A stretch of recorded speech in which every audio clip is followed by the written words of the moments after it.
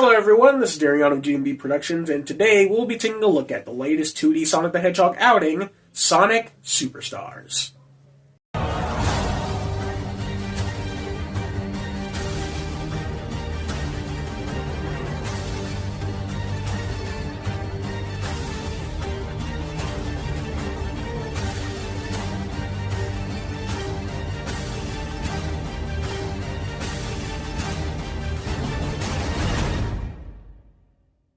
Sonic Superstars is the latest 2D game in the Sonic the Hedgehog video game series.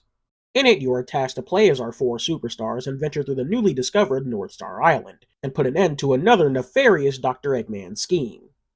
6 years after the success of Sonic Mania, Sega are back at it with another 2D venture for Sonic, and it's not that great. Now that ain't me saying it's bad by any means, but compared to what came before, it's unfortunately not as up to par in my opinion. Okay, before we get into the nitty-gritty of the gameplay, I want to go over this game's new art style and direction, because it's interesting, to say the least. This game has completely abandoned the pixel art of the previous 2D games in an attempt to properly modernize it for the general public, and I'm kinda mixed on it. Pixel art has its style of charm that I think was done perfectly in Mania, so abandoning it for a 3D or 2.5D aesthetic, while disappointing, can still work. Now, if only the series knew how to have good art direction, we wouldn't have a problem. Okay, I joke, but really, while this game is far from bad looking, the art style it has leaves a lot to be desired. These classic models, in my opinion, do not translate that well in 3D, so I think we could have done with an art style that best suited them. Not even just the models, really, the backgrounds and overall aesthetic of the levels. Again, while not bad, leaves a bit more to be desired in my eyes. Now for the actual gameplay, things are quite interesting this time around. Like I mentioned earlier, you are tasked with playing as our superstars, Sonic, Tails, Knuckles, and for the first time forever in a 2D game, Amy Rose throughout this game. Before release, some, and this includes myself, were a tad worried about how this game would feel to control. Classic Sonic gameplay hinges heavily on how it feels to control these characters and the physics, etc. And while not an exact replica of how I'd like for them to feel, they do feel pretty good to control. There's some minor stuff I have issues with, like the acceleration feeling a bit off and the spin dash feeling just slightly neutered than what I'm used to. But that's me purely nitpicking, as it works pretty damn well. There's proper pinball and momentum physics, all the stuff you could ask for in a 2D Sonic game. All the characters play how you expect, with a few added tweaks for some. Characters like Sonic and Knuckles are handled how you expect, but Tails and Amy got some minor but genuinely enjoyable tweaks. For starters, Tails. A minor problem some have had with his gameplay in the 2D installments is his very slow descent when flying. In Superstars, they rectified this by having him descend faster by holding the analog stick downward. This is such a simple change that makes all the difference, and now I can't imagine going back to the previous titles without this feature for Tails. For Amy, thankfully she plays like the others, which people for some reason have had a problem with. I don't care if it's not accurate to the lore, I'll take this style of Amy gameplay over the bullshit we had in Sonic Advance 1. Anyway, she plays like the others with her own little unique spin, which is how multiple playable characters should be handled in Sonic. She has a double jump that once held in mid-air, once she lands on the ground allows her to whack her hammer a bunch. I will say that this move made its debut a couple months prior with her inclusion in the Sonic Origins collection, and me personally, I think it was handled better there. Because they gave you a slight push forward so you wouldn't lose your momentum, where in here, that's not really the case. It's nothing major by any means, but just something I wanted to point out. I'll also say that while this isn't bad, I personally would have preferred her hammer flip from SA1 making a return. I just think that would have been cool, but either way, Amy was a cool and very much welcome addition. Something that I'd hoped this game would implement, and thank God it did, are character-exclusive levels. When playing Sonic Mania during Knuckles' campaign, you would get a handful of levels that were designed specifically for him. And I thought that was the coolest shit ever, and it's nice to see everyone get this treatment in Sonic Superstars. The way they're implemented was a bit odd to me. Sonic and Tails' levels are optional, whereas Knuckles and Amy's are mandatory during the campaign. It's not a decision that I dislike, I just think it's kinda weird. The character-exclusive acts kinda serve as extra and slightly more difficult stages for their particular zones, and they're really fun. The levels in general in this game are pretty cool. They made it a point to express that there's no Green Hill in this game. But for real though, I hate that we have to celebrate that for the first time in years we have a new Sonic game that doesn't feature old returning levels, as far as the main game goes anyway. All the new levels we do have look pretty neat and definitely are a fit for Sonic. I will say that compared to the stuff we got in Mania, the level themes this time around do feel just a tad basic for my liking. We have carnival level, desert level, snowy level, etc. Don't get me wrong, these themes are standard for Sonic and, let's be real, platformers in general. I just think we could have benefited from some more uniqueness in terms of level variety. That's not to say all these levels are one note or boring. Each one has their own little gimmick that spices things up, and I'd say they work to varying degrees of success. A lot of the levels like to spice things up in their second act compared to the first. For example, stuff like Pinball Carnival begins as your standard carnival level, but then followed by the second act, everything gets all spookified, and it's really cute. But that kind of makes the first act seem a little boring and forgettable by comparison, and that's not the only instance of that happening. Many folks say that Press Factory and onward is when the game started to lose them and the levels became less enjoyable, and I can't help but somewhat agree. Press Factory Act 1's gimmick with the ground bouncing you up and down did nothing but annoy the hell out of me. Especially as the further you get into it, the bouncing becomes quicker. I'm mainly not a fan because it'll just kind of fuck me over in random places and needlessly slow down my progress. Act 2, on the other hand, I found to be really fun. With the factory getting destroyed and you have to quickly move and find these buttons or the entire place will blow up and kill you. It's kind of like a more fun and dangerous Sandopolis zone from Sonic 3 and K, and I found it to be very fun. Strangely though, a lot of the zones in this game have only one act. When getting to Sky Temple, I thought that'd be it, but no. There are 3 whole zones in this game that just straight up get no second act, and I can't think of a single reason as to why that's the case. It just makes the overall structure of the levels feel kinda off, but that might just be a me thing. The level design for the game is quite interesting. Where in Mania, I'd say the clear inspiration for a lot of the level design is based off of Sonic 3 and K, where I think 2D Sonic platforming was perfected. In this game, considering that it marks the grand return of Naoto Oshima, the original level designer for Sonic 1 to the series. And once playing it as a longtime Sonic fan, you can really fucking tell he had his hands on this. As the level design in some instances feels like a cool blend between Sonic 1 and Sonic CD. As someone who thoroughly enjoys Sonic 1 for what it is and loves Sonic CD, I couldn't help but love a lot of the platforming elements brought into the mix. That sounds weird to say considering that Sonic is a platformer, but what I mean is that from Sonic 1 to Sonic 3 and K, there was a clear bit of an evolution from Sonic being like a traditional platformer to slowly going into its own style. For this game in particular, it feels like we dipped our toes ever so slightly into those base platformer elements, and I thought it was neat. It isn't perfect, however, as a lot of the levels, as I mentioned before, had a lot of really gimmicky elements that just didn't work. And if it wasn't that, there were also just some that kind of bored me and left no real impression on me. Sand Sanctuary was dull, Golden Capital was dog shit, Press Factory was mediocre. While not bad as a whole, the levels in this game are on a bit of an up and down scale for me, from being good, boring, and absolute dog shit. The bosses as well in this game were kinda meh. I will say that compared to the previous 2D Sonic games, these bosses actually feel like genuine boss fights. In that you can't just defeat them in a handful of hits, and they require actual strategy some of the time, and I can't help but respect that.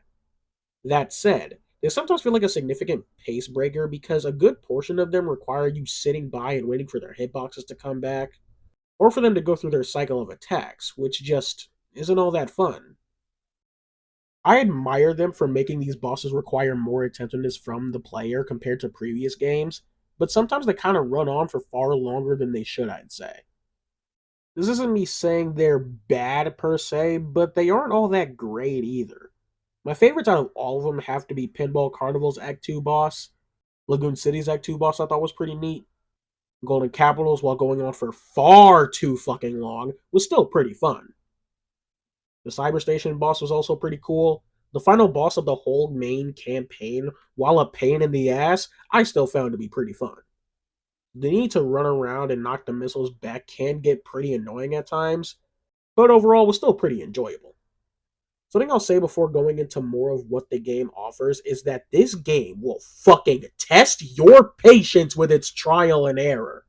Now, longtime Sonic fans may exclaim that's the norm for 2D Sonic, but you guys have no fucking idea how much this damn game will push you.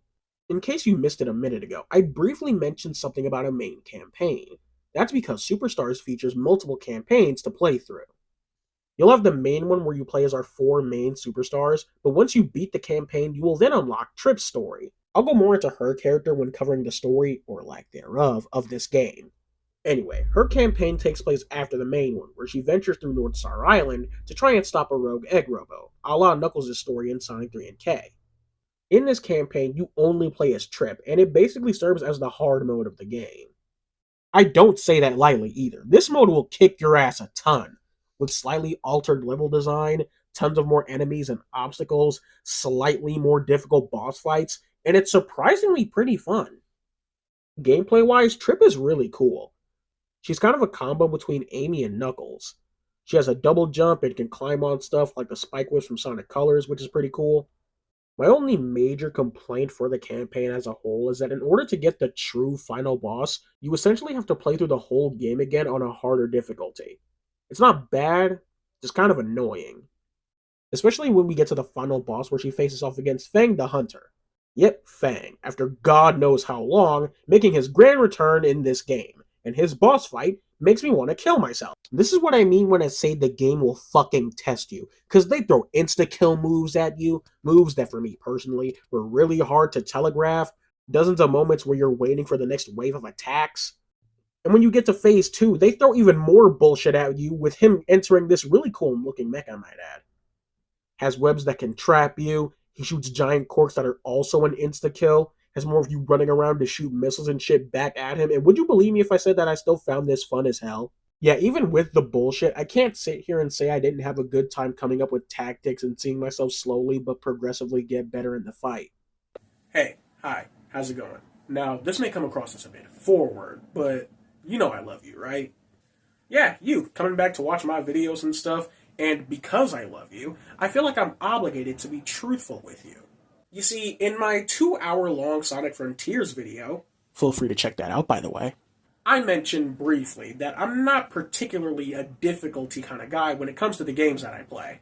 I do like me some challenge, as it can be quite satisfying once you beat it, but I say all of that as I gotta come clean with you all. At the time of me making this video, I still have yet to beat the Fang boss fight, and I likely won't beat it for a very, very long time.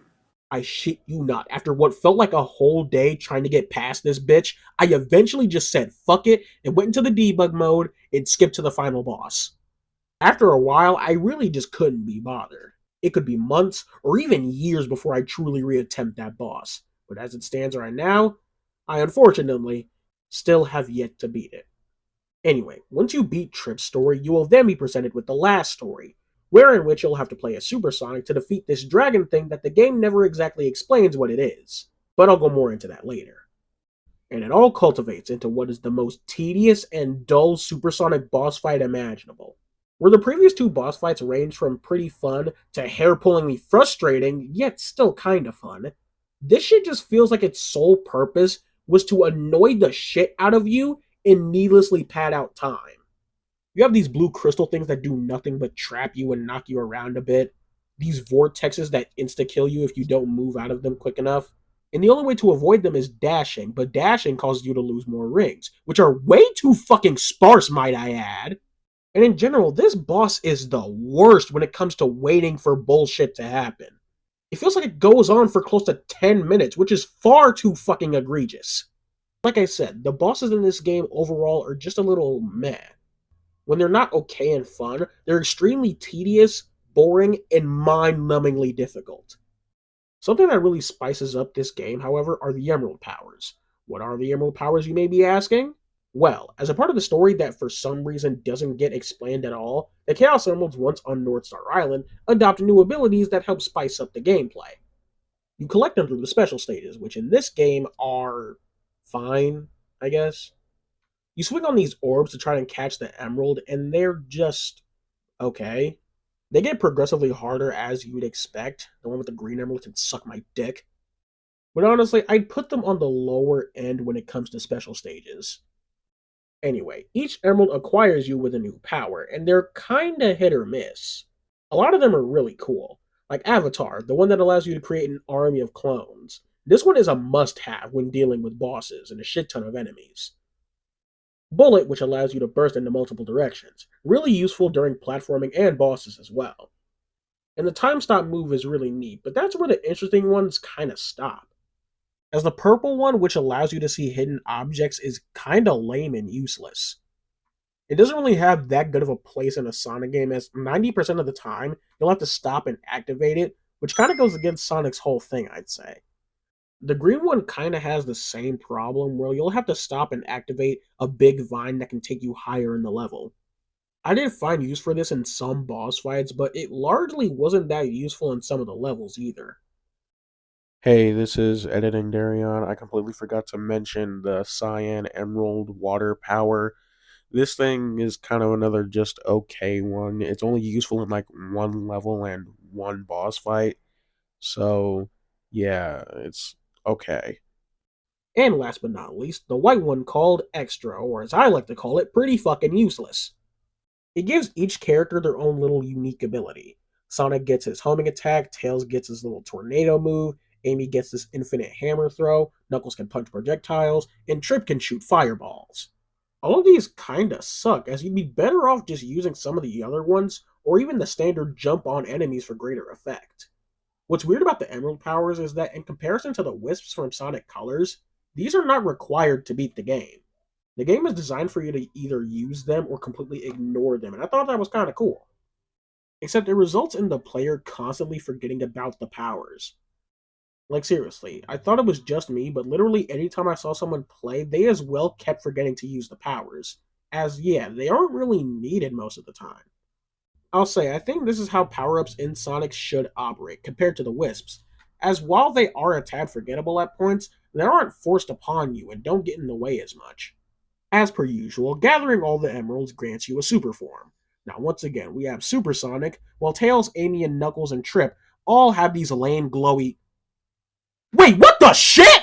You mean to tell me Tails, Amy, and fucking Knuckles have to deal with these pussy-ass glowy forms while Sonic has his own form, and Trip, who was just introduced in this very game, not only gets her own form, she gets to transform into a flying, fire-breathing fucking dragon?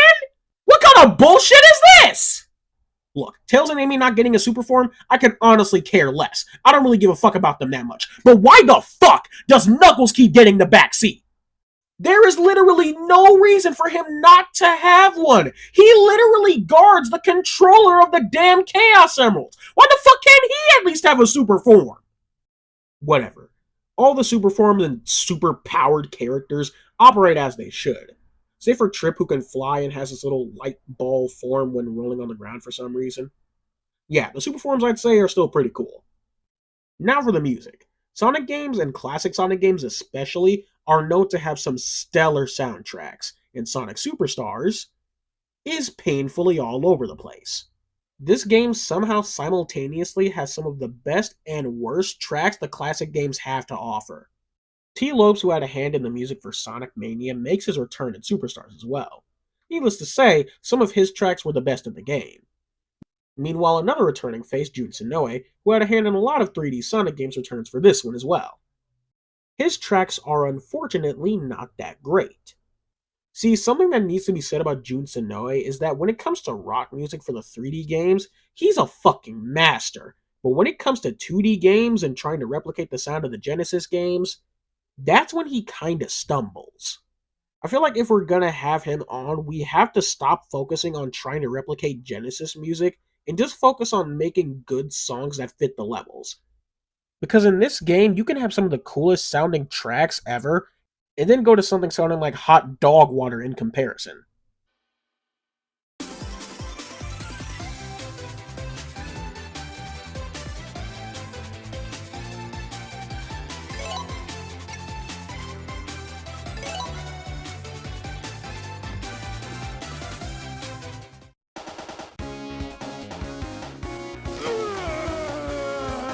It makes the entire soundtrack feel needlessly inconsistent, which is why it's a little hard to gauge in terms of quality. The final boss music especially being annoying as shit because it lacks a lot of the climactic finality and just feels like noise after a while. Though I'll say that it might feel that way because the boss takes a while to beat. Maybe when listening to it on its own I'll be more open to it. Now for the story, or lack thereof. You see, when it comes to stories in 2D Sonic games, I'm not expecting a lot, but I'm at least expecting something worthwhile.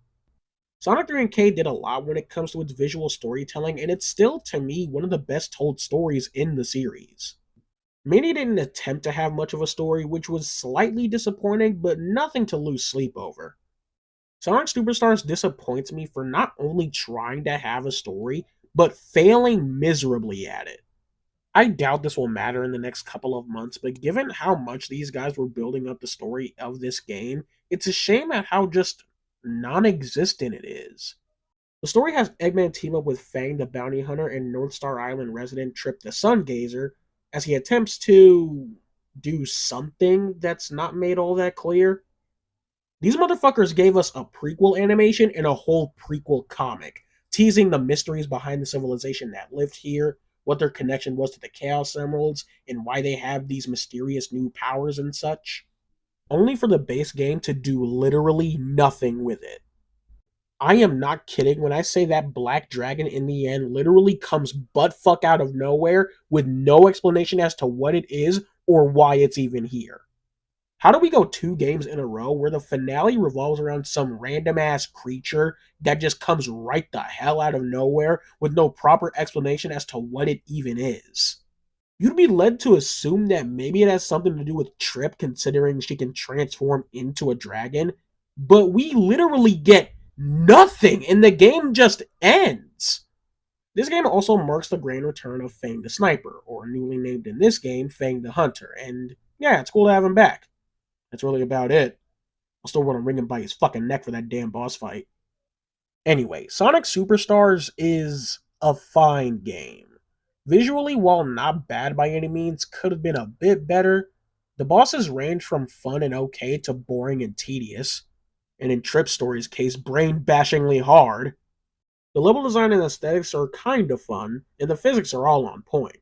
The soundtrack is painfully all over the place, and while I didn't mention it in the video, I did suffer from a few bugs here and there. That's sadly the norm for Sonic at this point. Just a couple of soft locking issues that required me to go back and have an enemy kill me, which just is not very fun. The game overall is just okay. In terms of the classic games, I'd say it fits below Sonic Mania and 3 and K, but above Sonic 1, 2, and CD. It's the kind of middle of the road Sonic game that works for getting people introduced into the series before you get them into the really good shit. So, with all that said, if you agree or disagree with anything I've said in this video, let me know right down there in the comments below. Also, be sure to like and subscribe. This is Darion of GNB Productions, and take care.